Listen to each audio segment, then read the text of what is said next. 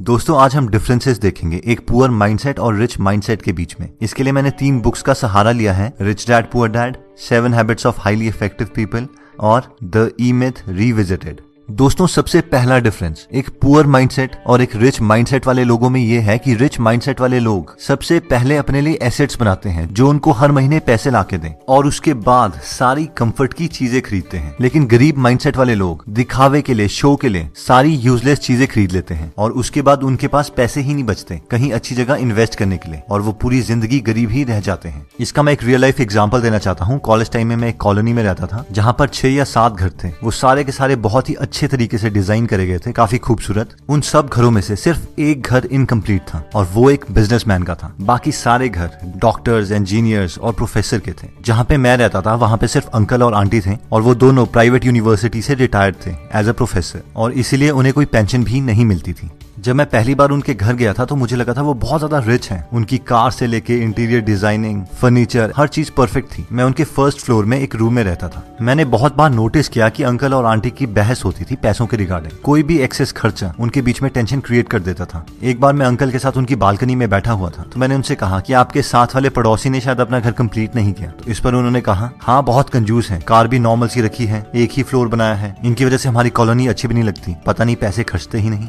थोड़े महीनों के बाद मैं वहां से शिफ्ट हो गया था तो एक बार मुझे अंकल का कॉल आया और उन्होंने कहा कि अगर आपका कोई फ्रेंड है पीजी के लिए तो हमारे पास यहाँ पे वैकेंसी है, आप रेकमेंड कर दीजिएगा। मैंने कहा ओके अंकल। लेकिन मुझे ये बात अजीब लगी कि उन्होंने अगले ही दिन मुझे दोबारा कॉल कर दिया और उन्होंने मुझसे कहा कि क्या आपने किसी फ्रेंड से पूछा? तो मैंने कहा हाँ, लेकिन वो कह रहे हैं कि आपका पीजी काफी कॉस्टली है। तो उन्होंने कहा कि वो तो होगा ही, हम इतनी फैसिलिटीज जो प्रोवाइड कर रहे हैं। और फिर नेक्स्ट डे उनकी दोबारा कॉल आ गई और उन्होंने मुझसे कहा कि हम अपना प्राइस कम करने के लिए तैयार है, आप उन्हें यहाँ पे भेज दीजिए। लेकिन एक्चुअल में मेरे फ्रेंड्स के लिए वो प्राइस भी ज्यादा था और वो वहां नहीं गए। जब मैंने ये पूरी स्टोरी को रिच डैड पुअर डैड की थियरी के साथ कंपेयर किया तो मैंने ऑब्जर्व किया कि 1 सिर्फ वहां पे एक बिजनेसमैन का ही घर था जिसका एक फ्लोर बना हुआ था और 1-1.5 साल के बाद वो ही घर उस पूरी कॉलोनी में सबसे बड़ा था। उन्होंने 3 फ्लोर्स बना दिए थे और वो बहुत ही सुंदर बनाया था। सेकंड, अंकल ने होंडा सिटी रखी हुई थी लेकिन वो ट्रेवल स्कूटर में करते थे। हो सकता है वो अपने पैसे बचाने के लिए करते हों, लेकिन मैं ये जानता था कि बाहर से बेशक वो बहुत अमीर दिख रहे हों, अंदर से उन्हें पैसों की कमी थी जिसकी वजह से उनके और उनके वाइफ के बीच में बहस भी होती थी। और दोस्तों पुअर मेंटालिटी वाले लोग ऐसी ही गलतियां करते हैं। सैलरी 15,000 होगी लेकिन आईफोन 50,000 का ले लेंगे। जितनी रिक्वायरमेंट है उससे बहुत बड़ी गाड़ी लोन पे ले लेंगे। 10-10 हजार की जीन्स ले लेंगे, शूज ले लेंगे। लेकिन अमीर मेंटालिटी वाले लोग इस चीज को एक्चुअल में कैलकुलेट करते हैं कि कोई भी प्रोडक्ट उन्हें कितनी वैल्यू प्रोवाइड कर सकता है और तभी उसके लिए पे करते हैं। नेक्स्ट पॉइंट कहता है कि अमीर मेंटालिटी वाले लोग सबसे पहले खुद को पे करते हैं, उसके बाद किसी और को। आप में से बहुत सारे लोगों ने रिच डैड पुअर डैड पढ़ी होगी लेकिन बहुत कम लोग रॉबर्ट और उनकी वाइफ किम कियोसाकी की एक्चुअल स्टोरी जानते हैं। इन दोनों की शादी से पहले रॉबर्ट बहुत ज्यादा उधार पर थे। ये दोनों चाहते थे कि अपनी लाइफ को इम्प्रूव करें लेकिन इनकी मंथली सैलरी से ज्यादा इनकी मंथली लोन इंस्टॉलमेंट्स थी जो इन्हें देनी पड़ती थी। लेकिन रॉबर्ट को अपने रिच डैड के सारे प्रिंसिपल्स याद थे जिन्होंने कहा था कि अपने आप को सबसे पहले पे करो। इसीलिए रॉबर्ट कहते हैं कि हम अपनी सैलरी का 20% हमेशा सेव करते थे। फिर चाहे उधार वाले लोगों से जितना मर्जी प्रेशर क्यों ना आ रहा हो, उस प्रेशर को हम एज अ मोटिवेशन यूटिलाइज करते थे और एक्स्ट्रा काम करके इंस्टॉलमेंट्स के लिए पैसा इकट्ठा करते थे, क्योंकि ये जानते थे अगर ये पहले उधार देने लग जाएंगे और अपने लिए कुछ भी सेव नहीं करेंगे तो ये कभी भी अमीर नहीं बन पाएंगे। और बाद में इन्होंने अपने सेव करे हुए पैसों से ही बाकी इन्वेस्टमेंट्स करी और फाइनली मिलियनेयर बन गए।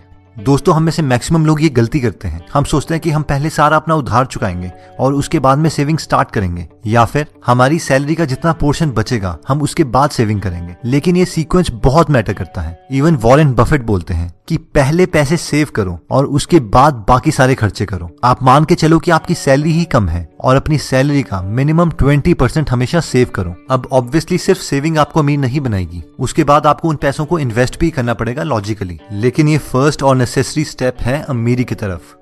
नेक्स्ट पॉइंट कहता है कि अमीर मेंटालिटी वाले लोग अपने स्किल्स को पूरी जिंदगी भर इंप्रूव करते रहते हैं। इसी प्रिंसिपल को 7 habits of highly effective people book में शार्पन द सॉ के नाम से बताया गया है। क्या आपने कभी ये नोटिस किया है कि बहुत कॉस्टली प्रोडक्ट्स की एडवर्टाइजमेंट कभी भी टीवी में नहीं दिखाई जाती? कभी भी फरारी वाले आपको टीवी में एडवर्टाइज करके ये नहीं बोलेंगे कि आप उनसे फरारी खरीद लो। ना ही कोई हेलीकॉप्टर की कंपनी या प्राइवेट जेट की कंपनी आपको अपना प्रोडक्ट दिखाने के लिए पैसे खर्च करेगी। लेकिन अब सवाल आता है कि ऐसा क्यों है? मैक्सिमम पॉपुलेशन तो टीवी ही देखती है। ऐसा इसलिए है क्योंकि ये लोग जानते हैं कि जो लोग इन प्रोडक्ट्स को एक्चुअल में खरीद सकते हैं वो अपना टाइम टेलीविजन में वेस्ट नहीं करते। ज्यादातर मिडिल क्लास मेंटालिटी वाले लोग graduation, post graduation, PhD, post doc कर चुके हैं, इसलिए वो सोचते हैं कि वो रेस्ट डिजर्व करते हैं और उन्हें कुछ नया सीखने की जरूरत नहीं है, और वो आराम से जॉब के बाद घर में आते हैं और टीवी देख के अपने को रिलैक्स करते हैं, क्योंकि वो सोचते हैं वो इस चीज को डिजर्व करते हैं। वैसे ही कहीं मिडिल क्लास बिजनेसमैन घर में आके आराम से सीरियल्स देखते हैं। नई चीजें सीखना उनके दिमाग में प्रेशर क्रिएट करता है। लेकिन रिच मेंटालिटी वाले लोग ये जानते हैं कि उन्हें अपनी स्किल्स पूरी जिंदगी भर इंप्रूव करते रहनी है। नई चीजें सीखना उनका पैशन है, ये चीज ही उन्हें रिलैक्स करती है। अगर हम बिल गेट्स का एग्जांपल लें तो वो माइक्रोसॉफ्ट से रिटायरमेंट ले चुके हैं, वो एक बिलियनर है, उन्हें कुछ करने की जरूरत नहीं है, लेकिन फिर भी वो हर वक्त कोई ना कोई बुक पढ़ते हैं और अपनी सारी बुक्स के नोट्स अपनी वेबसाइट gatesnotes.com में डालते हैं। ये एक रिच मेंटालिटी का परफेक्ट एग्जाम्पल है, क्योंकि रिटायरमेंट के बावजूद बिल गेट्स अपनी वाइफ मेलिंडा के साथ एक फाउंडेशन चलाते हैं, जिससे वो पूरी दुनिया की हेल्थ से रिलेटेड प्रॉब्लम्स में कंट्रीब्यूट कर रहे हैं। हम में से बहुत कम लोग जानते हैं, लेकिन इंडिया के हेल्थ प्रोग्राम्स में इनकी फाउंडेशन ने बहुत ज्यादा कंट्रीब्यूशन किया है। दोस्तों, नेक्स्ट पॉइंट कहता है कि आउटसोर्स। मैक्सिमम लोगों की जब जॉब लगती है तो उनकी ये मेंटालिटी होती है, भाई अब तो अपनी लाइफ सेट है, जिसका इनडायरेक्टली मतलब होता है कि मैं अब ग्रो नहीं करना चाहता, मैं इसी जॉब में रहूंगा। अब क्योंकि हम उसी जॉब में रहेंगे तो हमारी सैलरी सिर्फ इंक्रीमेंट और प्रमोशन से ही बहुत प्रिडिक्टेबल मैनर में ग्रो करेगी, जिसका मतलब ये है कि अब हम स्कार्सिटी माइंडसेट में आ जाएंगे, यानी पैसे बचाने के माइंडसेट में। हम हर चीज से पैसा बचाने की कोशिश करेंगे। बिजली का बिल कैसे बचाएं, खाने में पैसे कैसे बचाएं, पानी का बिल कैसे बचाएं, और बस पूरी जिंदगी इसी स्किल को इम्प्रूव करते रहेंगे। लेकिन अमीर माइंडसेट वाले लोग ये जानते हैं कि उनके पास 24 ही घंटे हैं और एक लिमिटेड विल पावर है, और अगर उन्हें ग्रो करना है तो उन्हें और लोगों की हेल्प लेनी पड़ेगी। इसीलिए वो अपने मैक्सिमम काम, जैसे कि खाना बनाना, कपड़े धोना, ड्राइव करना, इवन की ऑफिस के टेक्निकल काम, वो आउटसोर्स कर देते हैं और सिर्फ उन स्किल्स पे काम करते हैं जो बहुत रेयर और वैल्यूएबल हैं, ताकि वो और ज्यादा ग्रो कर पाए। इसके दो फायदे हैं, एक तो वो अपनी कंट्री की इकोनॉमी में बहुत कंट्रीब्यूट करते हैं, दूसरा इस प्रोसेस में बहुत सारे लोगों को जॉब दे देते हैं। लेकिन एक पुअर मेंटालिटी वाले लोग इन लोगों को देख के बहुत चिढ़ते हैं, यार ये तो बहुत स्टाइल मारते हैं, बिना नौकरों के तो ये काम नहीं करते। लेकिन रिच मेंटालिटी वाले लोगों के दिमाग में कुछ और ही चल रहा होता है। उनका मेन मकसद स्टाइल मारना नहीं, बल्कि अपने टाइम को बचाना होता है, जिसे गलत इंटरप्रेट किया जाता है। अब दोस्तों, इसका मतलब ये भी नहीं है कि आप सारे काम को आउटसोर्स कर दो और बाद में घर में बैठ के दोबारा से टीवी ही देखो। इसका मतलब सिर्फ ये है कि अगर आप ग्रो कर रहे हो और अगर आपको और लोगों की हेल्प चाहिए तो आप अपनी ग्रोथ को रोकोगे नहीं और हिचकिचाओगे नहीं, और इसीलिए कामों को आउटसोर्स कर दोगे। दोस्तों, नेक्स्ट पॉइंट कहता है कि think win win. Human psychology को समझने के लिए रिसर्चर्स ने एक एक्सपेरिमेंट किया। उन्होंने दो लोग जो एक दूसरे को नहीं जानते थे, उन्हें एक कमरे में बिठाया और टेबल पर $100 रख दिए।